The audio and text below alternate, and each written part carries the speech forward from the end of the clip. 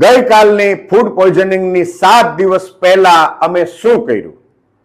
ગઈકાલથી 7 દિવસ પહેલા આમ આદમી પાર્ટી વિપક્ષ તરીકે મહાનગરપાલિકાના કમિશનરને એક પત્ર લખીને અમે એવી માંગ કરી કે સુરત શહેરના 9 ઝોનમાં એક ફૂડ ટેસ્ટ લેબોરેટરી શરૂ કરવામાં આવે, જેથી લઈ સામાન્યમાં સામાન્ય માણસ પોતે ખાદ્યને લગતી કોઈ પણ ચીજ વસ્તુ ખરીદવા માટે જાય તો એ ચીજ વસ્તુ ખાવા યોગ્ય છે કે નહીં એની ચકાસણી સામાન્યમાં સામાન્ય દરે ફૂડ ટેસ્ટ લેબોરેટરીમાં જઈને કરાવી શકે.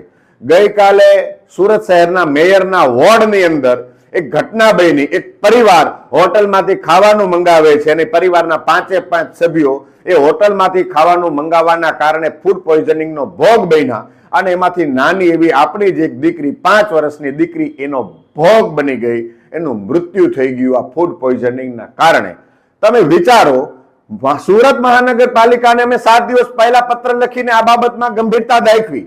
માત્ર એટલું જ નહીં, ચૂંટણી વખતે પણ સુરત શહેરના લોકોને અમે વચન આપ્યું હતું કે જો અમારા મેયર બનશે, આમ આદમી પાર્ટીની આખી જનરલ બોડી બનશે તો અમે આરોગ્ય બાબતમાં ગંભીર થઈશું અને સુરત શહેરના 9 ઝોનમાં ફૂડ ટેસ્ટ લેબોરેટરી અમે બનાવીશું, જેથી કરીને સામાન્યમાં સામાન્ય માણસ પોતાના આરોગ્ય બાબતમાં ચિંતિત છે એ ચિંતા એમની દૂર થઈ જાય. પણ ભાજપ શાસકો આ બાબતને ગંભીરતાથી સમજતા નથી.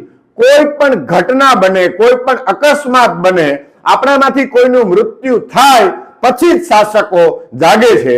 હવે નાની નાની હોટલો, નાની નાની ડેરીઓમાં આરોગ્ય વિભાગનો ફૂડ વિભાગ રેડ પાડશે, 5-7 નમૂના લઈ આવશે અને આપણને એવું બતાવવાના પ્રયાસો થશે કે આરોગ્ય વિભાગ સતર્ક છે, પણ એવું છે નહીં.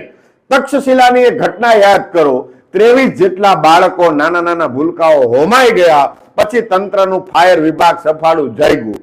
ખાડીપુરમાં 40-42 લોકો મૃત્યુ પામ્યા અને 10 દિવસ પછી હવામાન વિભાગે કીધું કે ફરી પાછો ભયંકર અતિ ભારે વરસાદ આવવાનો છે, તો તંત્ર સફાળું જાગ્યું. પણ આવી ઘટના કોઈ બને એની પહેલા તંત્ર, ભાજપ શાસકો વહેલા કેમ જાગતા નથી?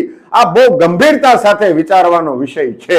નાની એવી બાળકી મૃત્યુ પામી, હવે આરોગ્ય વિભાગ સતર્ક થયું તો આપણે ક્યારે જાગીશું? આપણે તંત્રને ક્યારે સવાલ પૂછીશું? ભાજપ શાસકો ક્યારે જાગશે?